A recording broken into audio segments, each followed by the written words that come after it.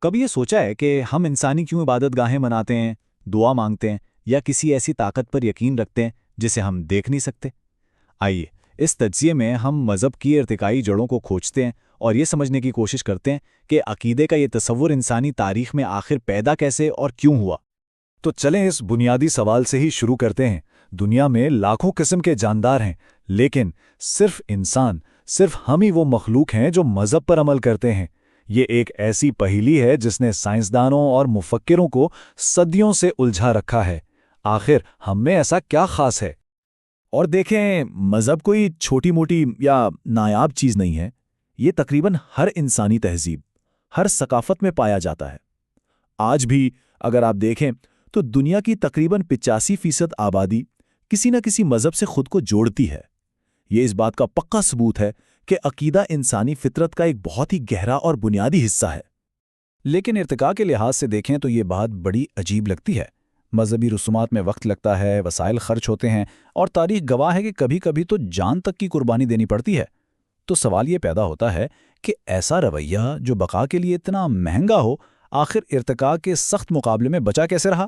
اس کی کوئی نہ کوئی گہری وجہ تو ضرور ہوگی۔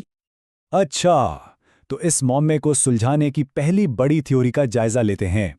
یہ نظریہ کہتا ہے کہ مذہب کوئی سوچی سمجھی ایجاد نہیں، بلکہ ہمارے ذہن کے ان اوزاروں کا ایک غیر ارادی نتیجہ ہے، یعنی ایک بائی پروڈکٹ جو اصل میں کسی اور مقصد کے لیے بنے تھے۔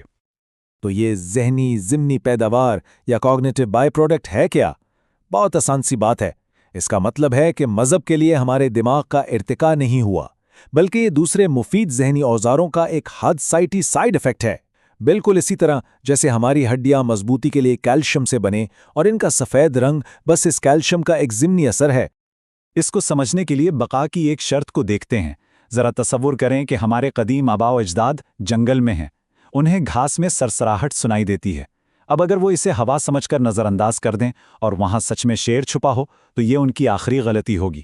لیکن اگر وہ اسے شیر سمجھ کر بھاگ جائیں اور وہ صرف ہوا نکلے تو زیادہ سے زیادہ کیا ہوگا؟ وہ تھوڑا ڈر جائیں گے۔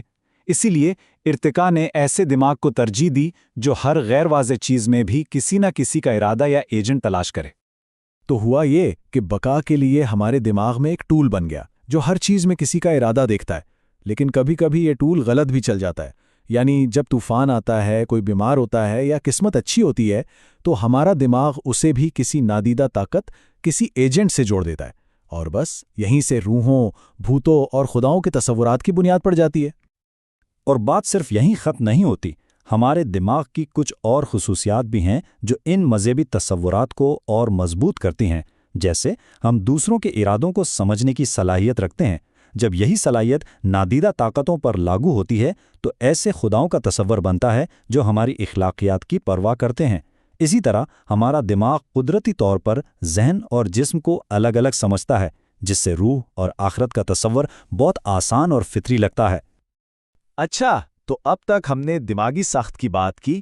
آئیے اب اپنی تحقیق کا رخ ایک بالکل مختلف زاویے کی طرف موڑتے ہیں۔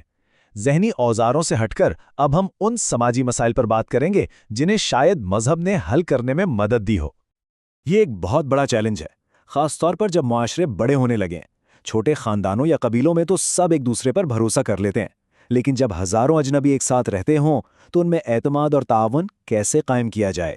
خاص طور پہ ان لوگوں سے کیسے بچا جائے جو فائدہ تو سب کے ساتھ اٹھاتے ہیں لیکن اپنا حصہ نہیں ڈالتے؟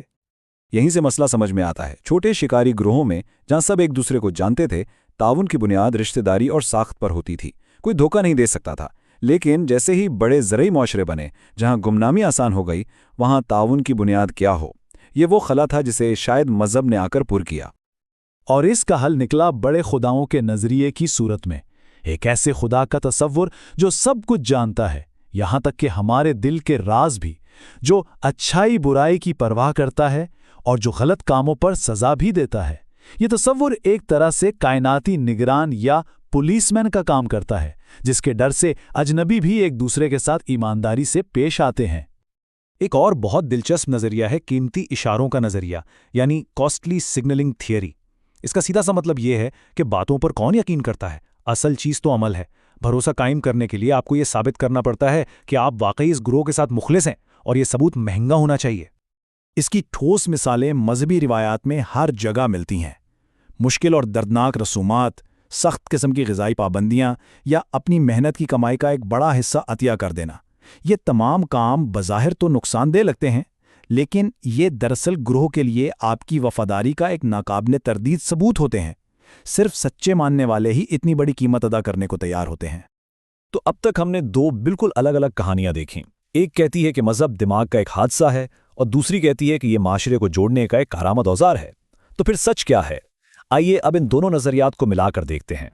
تو مرکزی سوال یہی ہے کہ مذہب کیا ہے، ایک ذہنی حادثہ یا ایک سماجی اوزار؟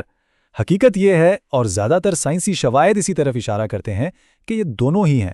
یہ کوئی ایک چیز نہیں، بلکہ دونوں کا ایک پیچیدہ امتزاج ہے۔ اسے سمجھنے کے لیے ماہرین ایک بہت دلچسپ اصطلاح استعمال کرتے ہیں، سہارا یافتہ ضمنی پیداوار۔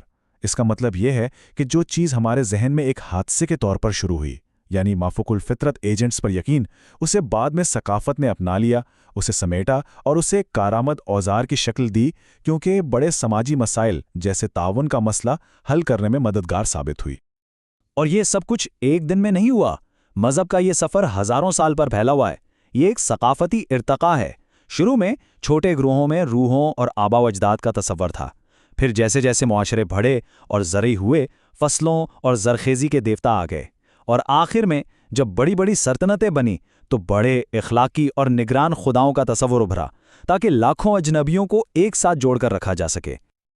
یہ اقتباس سمجھیں اس پورے تجزیے کا نچوڑ ہے کہ مذہب نہ تو خالصتاً ہمارے دماغ کی ایک پیداواری غلطی ہے، اور نہ ہی یہ صرف معاشرے کے لیے بنائی گئی ایک موافقت ہے، بلکہ یہ ہمارے دماغ کی قدرتی ساخت اور ہمارے ثقافتی ارتقاء کے درمیان ایک بہت ہی گہرے اور پیچیدہ رشتے کا نتیجہ ہے۔ اور آخر میں ایک سوال جو ہمیں آج کے دور میں سوچنے پر مجبور کرتا ہے، جیسے جیسے ہمارے معاشرے سائنس اور سیکولرزم کی وجہ سے بدل رہے ہیں، تو ہماری وہ گہری ارتقائی ضرورت، یعنی زندگی میں معنی تلاش کرنے اور کسی گروہ سے جڑے رہنے کی ضرورت، مستقبل میں کیا نئی شکلیں اختیار کرے گی؟ یہ ایک ایسا سوال ہے جس کا جواب شاید آنے والا وقت ہی دے گا۔